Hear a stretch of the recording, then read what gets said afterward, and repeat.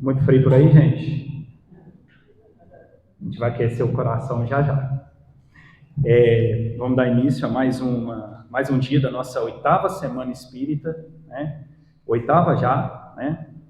A gente para pensar, né? Eu quero convidar a nossa irmã Nilce para poder fazer a prece de abertura.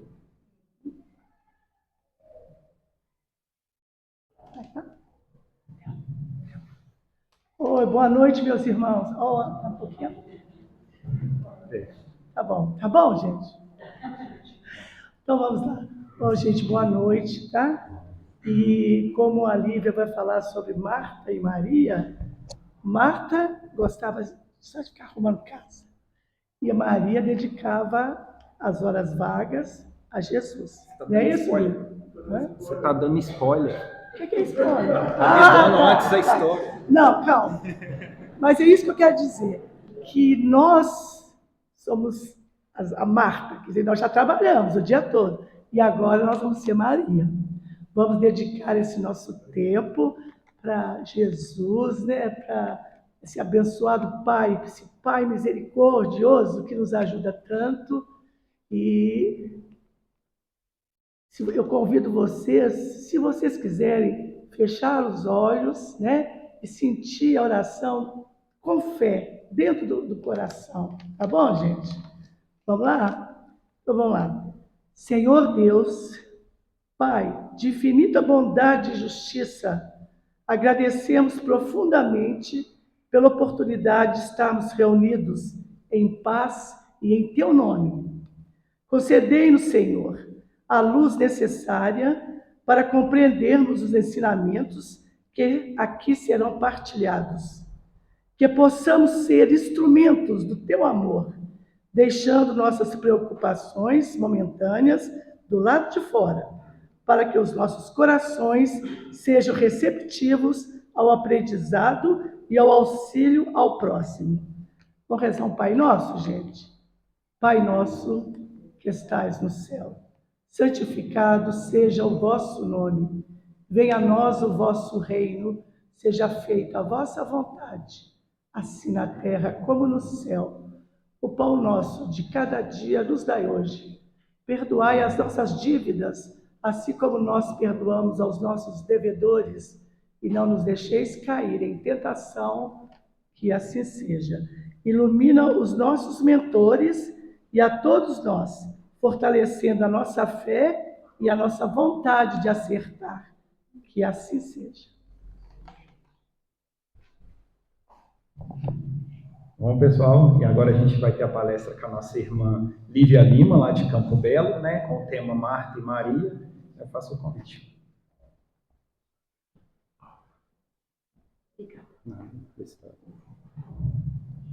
Só quer tirar Tá dando para me ouvir bem, gente? Acho que dá. Se eu estiver falando muito alto, vocês me avisam, viu? Porque às vezes eu empolgo e no microfone não vai ficar tão legal assim empolgar, né? Não, acho que tá bom, não tem problema não. Mas atrapalha esse daqui? Não, se eu tirar. Fica melhor. Então tá bom, acho que fica melhor, né? Obrigada. Bom, então, boa noite. Quer que suba um pouquinho aqui? Peraí. Se quiser que ponha na roupa também, você me avisa, se ficar ruim. Aqui tá bom?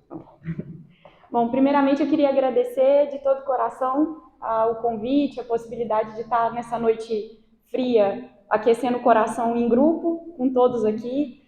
Então, muito obrigada, que Jesus nos inspire e, sobretudo, hoje que as mulheres do Evangelho nos inspirem nessa fala, nesse aprendizado que a gente vai fazer em grupo, em conjunto. A gente fala que sempre o Evangelho é um aprendizado, inclusive para nós que estamos falando aqui, da mesma forma que para todos que estão escutando, nós também estamos aprendendo. Então, que a gente possa fazer isso com muito amor, com os corações e os ouvidos abertos nessa noite. E antes de iniciar a conversa sobre Marta e Maria, a gente fez uma breve introdução como essa Semana Espírita aqui de Dores se refere às mulheres do Evangelho e é um tema que nos é muito caro, é algo que a gente gosta muito de estudar e sobre o qual a gente gosta de falar. Por isso a gente resolveu fazer essa breve introdução, que é algo que nem todo mundo já teve acesso a essas informações, então é interessante a gente ampliar o nosso olhar sobre o Evangelho a partir dessa percepção feminina. Então, como Jesus enxergava as mulheres no Evangelho. E às vezes a gente não imagina o tanto que ele foi à frente do seu tempo em tudo, inclusive nesse ponto. E quando a gente vai estudando o Evangelho com um pouco mais de cuidado, a gente vai perceber que em diversos momentos das passagens do Evangelho, ele já vai denotando a importância que ele dá para as mulheres, num contexto em que as mulheres eram muito deixadas de lado, né? Elas geralmente eram vistas como alguém inferior, não tinham os mesmos benefícios, os mesmos direitos que os homens, e Jesus já estava mudando essa percepção da maneira dele, né? Sutilmente, mas com muita firmeza. E aí alguns pontos que a gente queria chamar a atenção são esses aqui. Em alguns momentos do Evangelho, a gente tem o uso do termo no feminino para discípula, mesmo que a gente geralmente associa o papel do discípulo ao homem. Tem algumas passagens em que ele se refere às mulheres como discípula, e na literatura espírita, então, a gente tem várias passagens. Um segundo ponto, às vezes com os gestos. Em diversos momentos, Jesus aponta para as mulheres e as trata da mesma forma que ele tratava os homens aprendizes do Evangelho.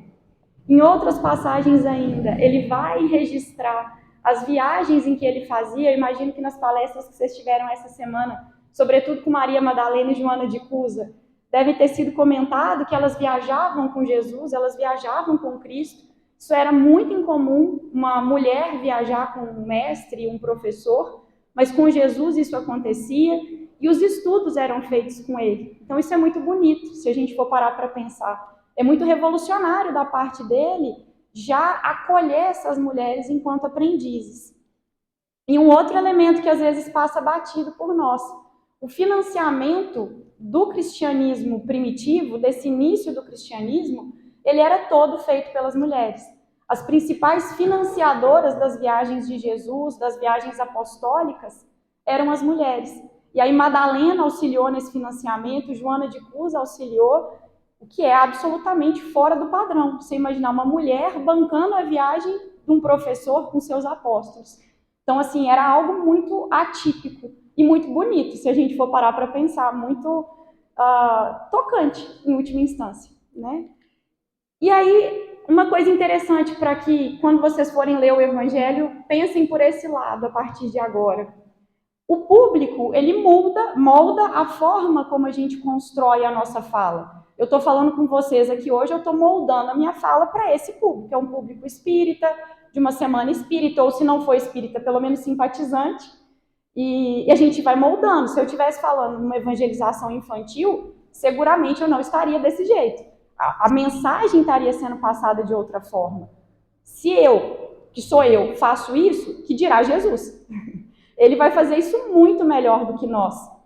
E aí tem um pesquisador do Evangelho, ele não é espírita, mas é uma pessoa que a gente tem um carinho muito grande por ele. Ele era um pastor e ele se dedicou durante muitos anos ao estudo do Evangelho, e ele vai chamar a atenção para isso aqui. Todas as vezes que Jesus vai fazer uma parábola, vai contar uma parábola, ele moldava a mensagem dele. Então, ao mesmo tempo que ele apresentava a parábola para o público feminino, para o público masculino, imediatamente depois ele trazia uma parábola feminina, para que todo mundo entendesse a sua mensagem.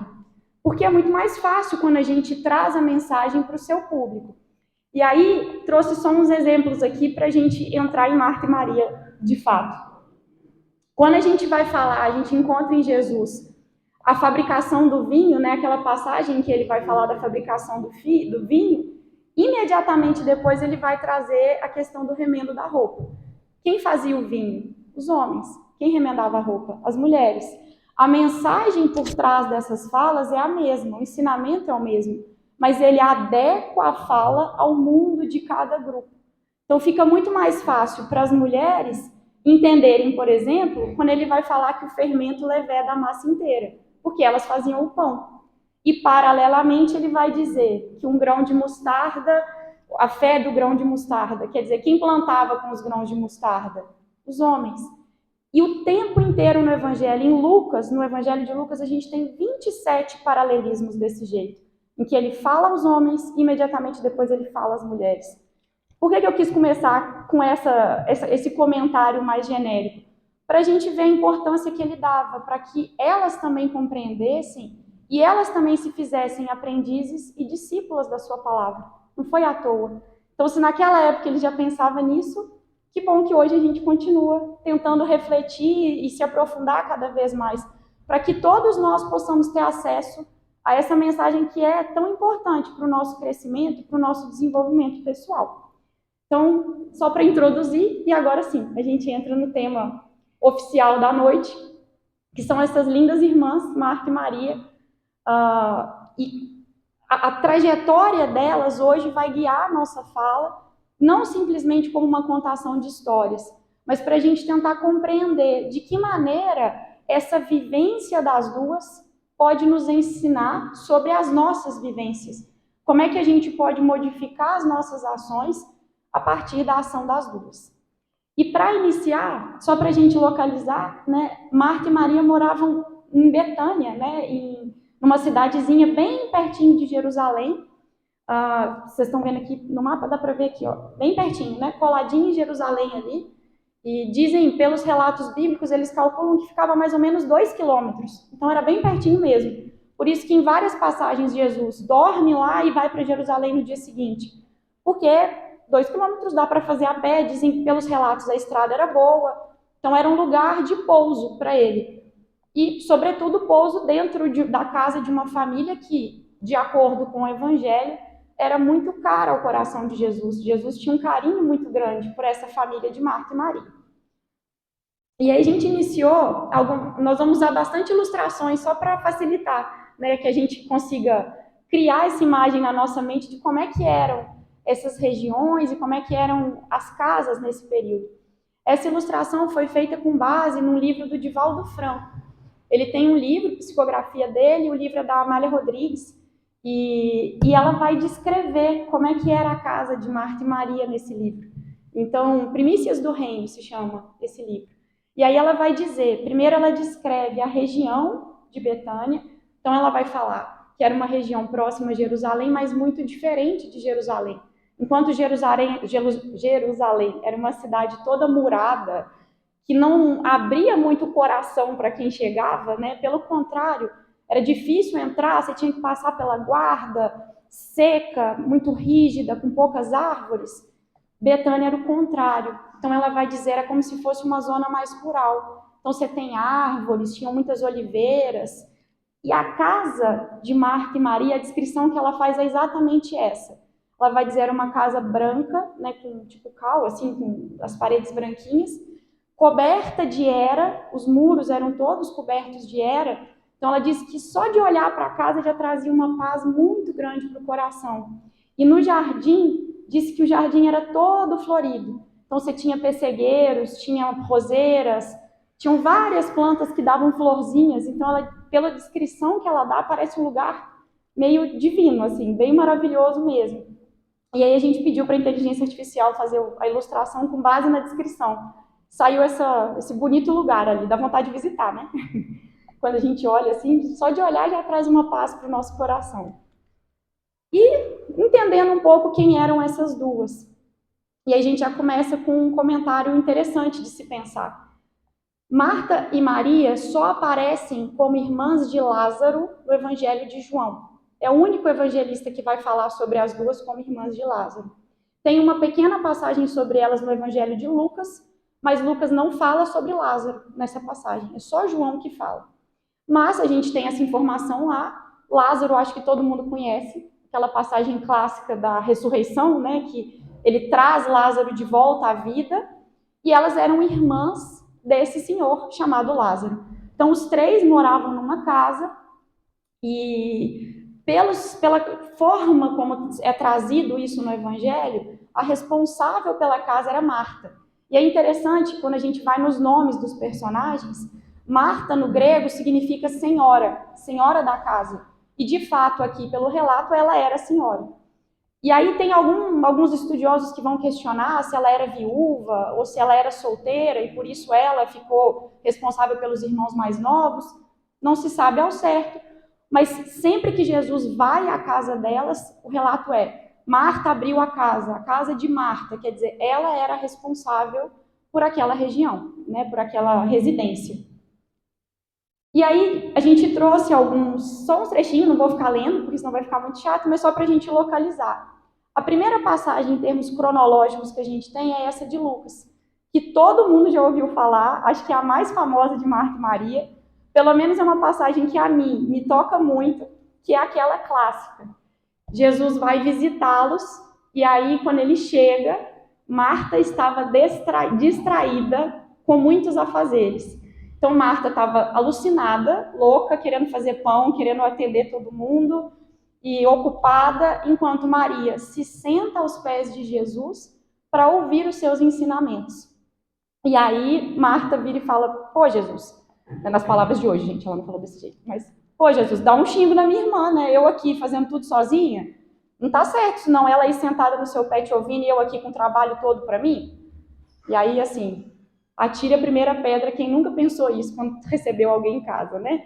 Às vezes eu me vejo muito em Marta, assim, o tempo inteiro. E eu sempre fiquei com um apertinho no coração, que eu falo: gente, Jesus, né, puxou a orelha de Marta, mas eu sou muito Marta.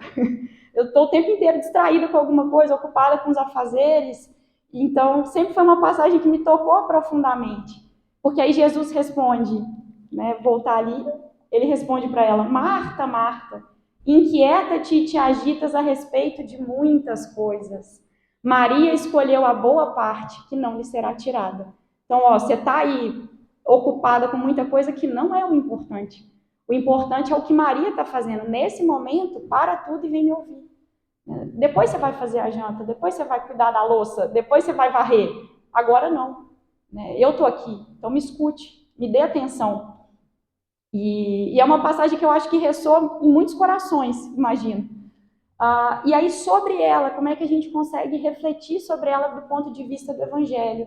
Emmanuel tem um texto maravilhoso analisando essa passagem, em que ele vai nos dizer, Jesus ali não está excluindo Marta. Pelo contrário, as duas irmãs são complementares. É muito importante que a gente tenha a ação de Marta, mas sem deixar de lado a oração de Maria, o aprendizado de Maria. O que nos cabe é tentar trazer as duas para dentro do nosso coração e encontrar um equilíbrio. E não sobrepor uma à outra. Saber os momentos em que a gente tem que ser mais Marta, mas também compreender os momentos em que a gente tem que ser mais Maria. Em que a gente tem que parar e ouvir, parar e estudar, parar e entender, parar e dar atenção para a palavra de Jesus. E aí, nessa mesma passagem, um extra, né, que é interessante a gente pensar. Essa posição de Maria ao se sentar aos pés de Jesus era uma posição típica do discipulado. Só se sentava aos pés do mestre quem era de fato um discípulo. E ali Maria estava batendo o pé de que ela era discípula. Então, ela era igual a qualquer apóstolo que estava ali. Ela estava sentada aos pés e ela queria aprender como eles. E provavelmente isso deixou Marta muito louca também, porque com receio, o que os outros vão falar? Uma mulher não pode ser discípula de um professor. O que a sociedade de Betânia vai falar sobre isso? Maria, sai daí, seu lugar é na cozinha, seu lugar não é aí. E Jesus, ao responder, de alguma maneira ele está dizendo, o lugar da mulher também é no discipulado. Cabe à mulher também estudar e aprender e exercitar esse cristianismo da mesma forma que qualquer homem. E trazendo para nós novamente, nesse texto de Emmanuel, ele vai falar o que seria essa boa parte que Jesus fala aqui. E ele vai nos convidar a encontrar as boas partes. Quantas vezes nós, ao longo do nosso dia, da nossa rotina, a gente olha para alguém e sempre enxerga o lado ruim da pessoa. Às vezes a gente está com birra da pessoa, às vezes a gente nem conhece direito, a gente vê a má parte da pessoa, a parte ruim. Quando Jesus fala isso para Maria, ele também está nos convidando a enxergar a boa parte das coisas, a boa parte das pessoas. Então, por mais catastrófico que pareça alguma situação, por pior que seja uma notícia que você receba, uma situação pela qual você está passando, ou por pior que pareça ser uma pessoa que está transitando na sua vida, que se aproximou de você, para e enxerga a boa parte daquilo que te acontece, daquela pessoa que se aproximou, porque ela tem uma boa parte. Isso é certeza absoluta. Por pior que pareça a situação ou a pessoa, ela carrega algo de divino em si. Ela tem um ensinamento para te trazer, ela tem algo a te acrescentar. O problema é que geralmente a gente só vê a parte ruim e não vê a parte boa. Eu estava ouvindo uma palestra hoje sobre isso e a palestrante comentou, né? Quando a gente olha para trás, esses grandes vultos do passado, acho que todo mundo aqui já viu algum vídeo falando mal do Chico Xavier. Quer dizer, o cara dedicou a vida ao próximo. E não é possível que a gente só consegue enxergar um defeito. E aí você faz toda uma propaganda em cima de um defeito, de uma imperfeição, de uma situação menos nobre que a pessoa cometeu e faz com que aquilo seja maior do que 96 anos dedicados ao amor. Isso a gente faz com muita gente. Toda vez que a gente pensa em algum exemplo da história, do passado, você vai ver que tem alguém falando mal. Então, não sejamos essa pessoa, que a gente enxergue a boa parte dos outros e não a parte ruim, né? Como Jesus convida Marta a fazer nesse momento, né? Que a gente, de fato, dê importância para o que precisa ter importância. E aí, seguindo, a segunda passagem que a gente tem, então essa primeira está em Lucas, é a única passagem de Lucas em que ele vai falar de Marta e Maria. As próximas são de João. João vai ter 2 comentários sobre Marta e Maria, trazendo essa visão a partir como irmãs de Lázaro. E essas estão vinculadas a Lázaro em si, a morte de Lázaro. Então, quando Lázaro morre, antes dele morrer, ele já estava doente, elas enviam uma mensagem a Jesus, então elas enviam um mensageiro, uma mensagem a Jesus, pedindo que ele se aproximasse, que ele viesse à casa, porque Lázaro estava muito doente. E acho que todo mundo compreende essa situação. Quando a gente vê algum parente, algum ente querido nosso, um amigo adoecido, a gente apela para Jesus na hora, né? Até quem não é cristão reza, porque é um momento de mais desespero e elas que já tinham essa proximidade com Cristo vão pedir esse auxílio a ele. E Jesus, num primeiro momento, vai dizer, quando ele recebe a mensagem, né? A primeira reação dele é: vou aguardar um pouco, né? Não vou agora. Podem ficar tranquilos, eu vou depois. E aí Lázaro morre. E isso para os apóstolos gerou muitas dúvidas, né? Tipo, uai, mas como assim, Jesus? O Senhor que sabe tudo. O Senhor falou que ele estava bem, como assim ele morreu? Desencarnou? Não, não pode ser. O Senhor errou, né? Na cabeça de muitos dos apóstolos, o caminho do pensamento acabou seguindo isso. E ele vai. Então ele resolve ir. Quando ele chega, Lázaro já está morto. E aí a gente tem, e é bonito nesse trecho, João vai dizer, Jesus amava a Marta, bem como a irmã dela e a Lázaro, trazendo esse Jesus mais humano, que tem esses entes queridos também, né? Esses amigos mais próximos ao coração. E aí quando ele chega, a primeira pessoa que ele encontra é Marta. E é muito bonito a gente ver a evolução de Marta, como é que em pouco tempo, daquela passagem que a gente viu em Lucas, em que ela estava distraída com muitos afazeres, como muitos de nós estamos distraídos com muitos afazeres, aqui a postura dela já é completamente diferente. Ela chega, encontra Jesus quando ele está chegando próximo a Betânia, ela encontra com ele na estrada ainda, né, perto da casa ali, mas ela vai até o encontro dele, e um pouco, assim, triste, né, porque o irmão tinha morrido, e ela fala, pô, Jesus, se o Senhor tivesse chegado um pouco antes, eu sei que meu irmão não teria morrido. E aí ele fala com ela, né, eu sou a ressurreição e a vida. Quem crê em mim, mesmo se morrer, viverá. E ela fala, eu sei, né, eu entendo. E ele pergunta, mas você crê de fato nisso? E aí a gente tem uma resposta que talvez a gente não dê o devido valor.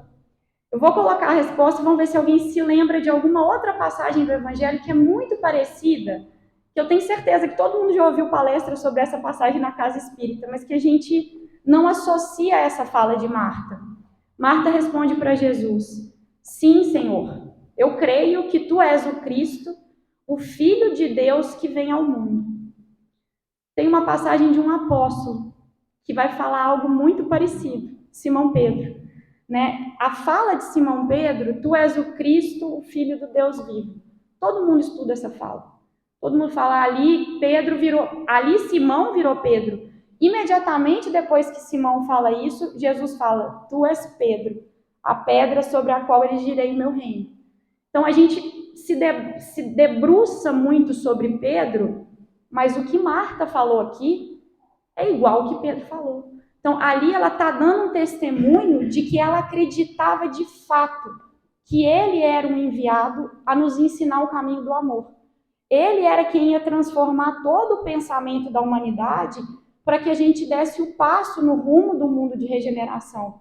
Ele estava sendo enviado ali com uma missão gigantesca. E ela reconhecia isso. E aí, esses estudiosos que vão trabalhar com as mulheres no Evangelho vão falar, por que a gente fala tanto de Pedro e não fala de Marta? Se o testemunho dela foi tão grandioso quanto de Pedro, falemos de Marta. É igual, o que ela está fazendo aqui tem o mesmo potencial, tem a mesma fé que Pedro falou. Então, nos debrucemos sobre ela, para a gente ver o tanto que ela evoluiu daquela passagem anterior para essa. Ela entendeu o recado. E aí fica o convite para nós, que a gente também entenda esse recado, do nível de transformação que Jesus pode ter nas nossas vidas. E às vezes mais rápido do que a gente imagina, quando a gente de fato se entrega a essa mensagem de compreensão da ação, mas também do aprendizado, da dedicação, da oração, do serviço, né?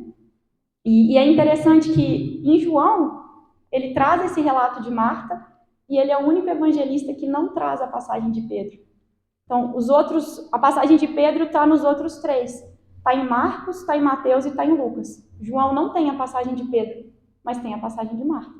Então, assim, ele também traz essa passagem através de um outro intérprete, digamos assim.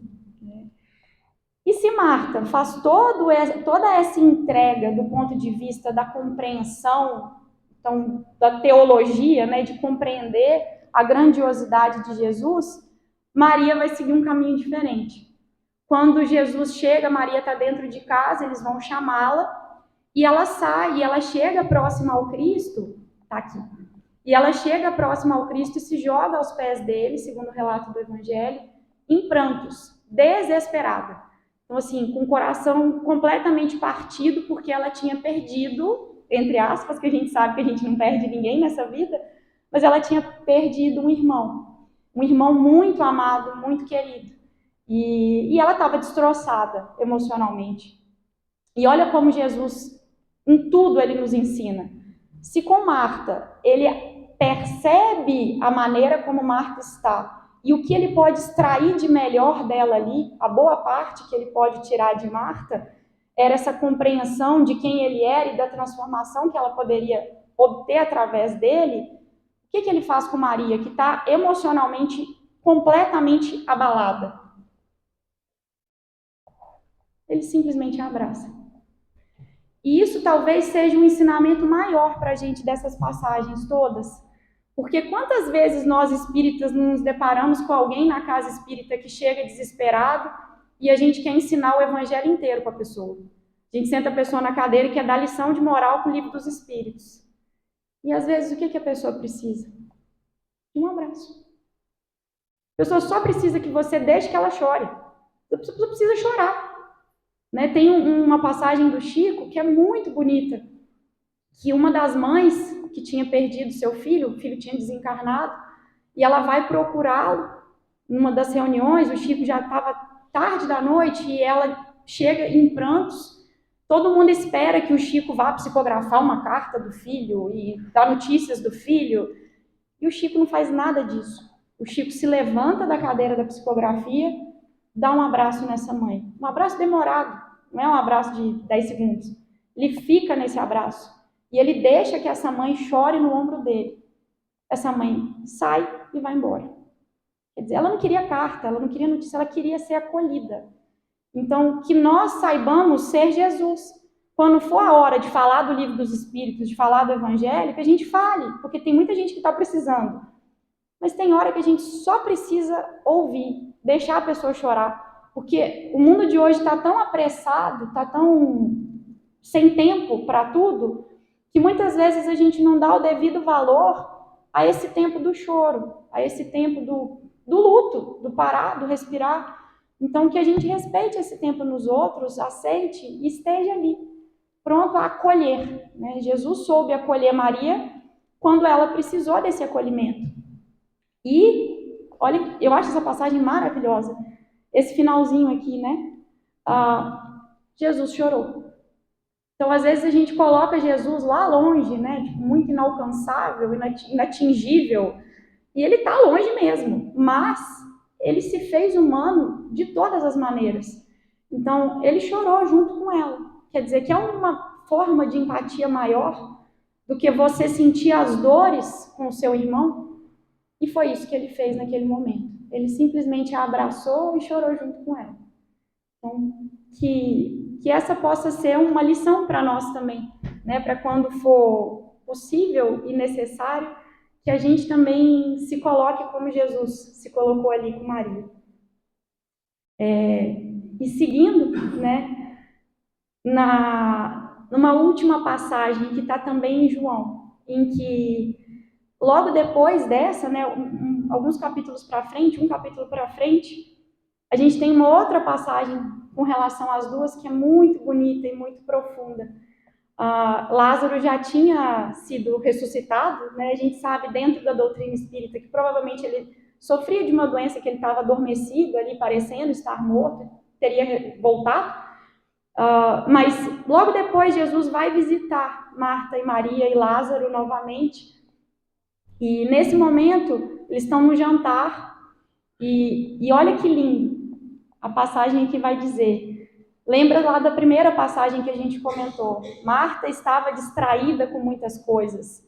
Olha como é que está Marta aqui. Marta servia. Quer dizer, ela já não estava distraída, agora ela estava servindo. Quer dizer, ela aprendeu a lição.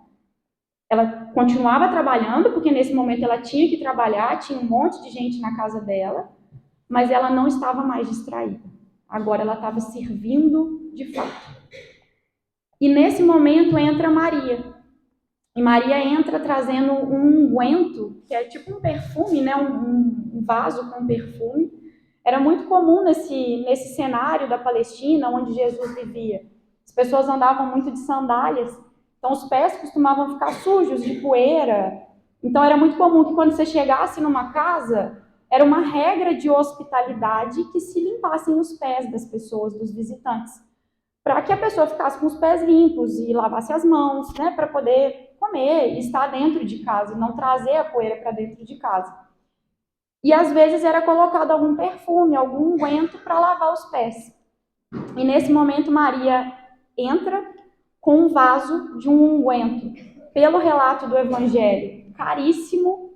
Então parece que ela comprou o perfume mais caro que vendiam naquela região.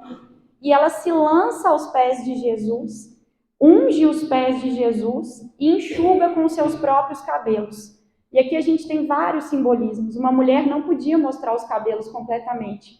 Era contrário às regras daquela região, daquele povo. E ao fazer isso, ela está quebrando uma regra muito grande, mas ao mesmo tempo ela está fazendo um gesto de humildade muito grande. Porque ela está se lançando ao pé de alguém a quem ela dedica a sua vida, de quem ela é uma discípula, como a gente já tinha visto, e ela seca os pés de Jesus com esse cabelo, com os cabelos soltos. E ao mesmo tempo que ela faz isso, ela vai passando esse unguento nos pés do Cristo. E dizem que o cheiro era tão forte que irradiou na sala inteira. Como é que a gente consegue interpretar essa passagem e trazer para nós? A gente vai vendo no Evangelho que as mulheres, em vários momentos, elas pegaram a mensagem de Jesus de uma maneira muito mais profunda que os próprios apóstolos.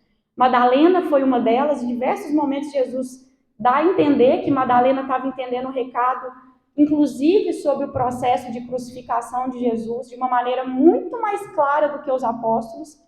E Maria aqui também estava demonstrando que ela tinha entendido isso. A prática de se ungir uma pessoa era muito comum quando a pessoa estava morta. Então, quando a pessoa morria, você passava o perfume no corpo dela. Ao fazer isso, ela estava dizendo: Jesus, eu entendi que o Senhor não vai estar aqui por muito tempo. Enquanto o Senhor estiver aqui, eu quero expressar a minha gratidão da melhor maneira possível. E como é que ela expressou essa gratidão? Dando aquilo que tinha mais valor naquele momento. Então, tem um pesquisador que ele vai dizer: o que seria o que você mais preza? Imagina, você viu Jesus na sua frente. Você quer dar aquilo que tem mais valor para ele. E para ela era esse perfume. Então ela se doa completamente, ela não está interessada no valor material daquilo, mas no valor do simbolismo. Ele trouxe o irmão dela de volta à vida. O nível de gratidão que ela tem por ele é gigantesco. Ele ensinou para ela sobre o amor, sobre o perdão, sobre a tolerância. Como é que você agradece isso? Não tem como agradecer, mas eu vou tentar materializar essa gratidão, esse amor que eu tenho por tudo que eu recebi dessa pessoa na forma desse unguento. Eu vou gastar todas as minhas economias, mas não importa, porque é Jesus. E aí o ensinamento que nos vem é: o que nós estamos oferecendo para Ele? Será que a gente está fazendo como Maria e entregando tudo que a gente tem de mais valoroso na nossa vida nas mãos dele? Ou será que a gente ainda está muito apegado, não está deixando ir, não está se entregando de fato? Porque talvez o que a gente tenha de mais valoroso seja a nossa própria vida. E entregar a nossa vida significa, de fato, trabalhar essa transformação pessoal, trabalhar essa modificação no nosso coração, porque a gente já passou da hora, já recebeu vários chamados de Jesus, ele já visitou as nossas casas através de amigos, de colegas, de familiares, de mensagens do WhatsApp, nos convidando a uma transformação real. Mas será que a gente tem ouvido esses chamados e tem atendido a esses chamados? É para refletir dentro dos nossos corações. E que a gente possa, como Maria, entregar aquilo que a gente tem de mais valioso, que é a nossa vida. Servir a Jesus, não na casa espírita, ou não na hora do passe, mas não na hora do atendimento fraterno somente, mas nos nossos trabalhos, na nossa casa, nos projetos sociais com os quais a gente se envolva, que a gente se entregue de verdade e não mais ou menos. Tem um texto do Emmanuel que eu gosto muito que chama Meio Bem. E ele vai falar, estrada esburacada patrocina acidentes. Então, assim, quando a gente faz o meio bem, você faz a estrada mais ou menos, geralmente você vai estar facilitando que mais acidentes ocorram do que se ela não tivesse asfaltada. Então, cuidado. Então, se a gente, de fato, quer agradecer a Jesus, que a gente, de fato, se entregue a Ele. Que a gente faça como Maria fez aqui e ofereça a nossa vida em sacrifício. Porque o que ela faz aqui ao comprar esse perfume sagrado é sacrificar um pouco de si. Sacrificar aquilo que ela tinha de mais perfumado, aquilo que ela tinha de mais valor, e se doar para o Cristo, sem vergonha do que os outros vão pensar. Porque ao soltar os cabelos e secar, ela não está nem aí para o que os outros estão pensando. Ao fazer isso, ela não está preocupada com o que a sociedade, com o que os outros apóstolos... não, vamos falar, vamos botar na rede social que eu fiz isso. Não, mas o pessoal do meu trabalho não vai concordar. Vão descobrir que eu sou espírita. E aí a gente começa a ficar com medo de fazer as coisas, com medo de se mostrar, com medo de dar a cara a tapa para aquilo que é correto. E Maria aqui não teve medo. Então ela também nos ensina a não ter medo. Se a gente está fazendo o que é certo, se a gente está seguindo aquilo que a gente acredita, que é para o bem, não só o nosso bem, mas o bem da coletividade, que a gente de fato faça isso, sem receio, sem medo, sem, mas e vão falar? Não importa o que vão falar. Importa o que a minha consciência está dizendo que é certo. Importa quando eu for prestar conta para Jesus, e não para a rede social. E ela ainda recebe a reprimenda. Judas Iscariotes, na hora que ela vai fazer isso, ele olha para ela e fala: como assim você gastou uma fortuna nesse perfume, nesse unguento? Você podia ter dado para os pobres. E aí é interessante que João fala, ele disse isso não porque se importasse com os pobres, ele estava só julgando a atitude de Maria, não é que ele provavelmente não doaria esse dinheiro para os pobres, mas a vontade de ver a pior parte ainda falava mais alto ao coração de Judas nesse momento. A gente sabe que depois ele também vai se redimir, mas aqui ele ainda estava perdido nos caminhos. Então, ela é repreendida por um dos apóstolos e Jesus imediatamente responde: deixai-a, que ela guarde isto para o dia do meu sepultamento, pois sempre tendes os pobres convosco, mas a mim não tendes sempre. Ele já estava dando a entender que o tempo dele estava acabando ali. Você vê que ele é muito direto. Deixai-a, quer dizer, deixa ela fazer, ela está correta, você não.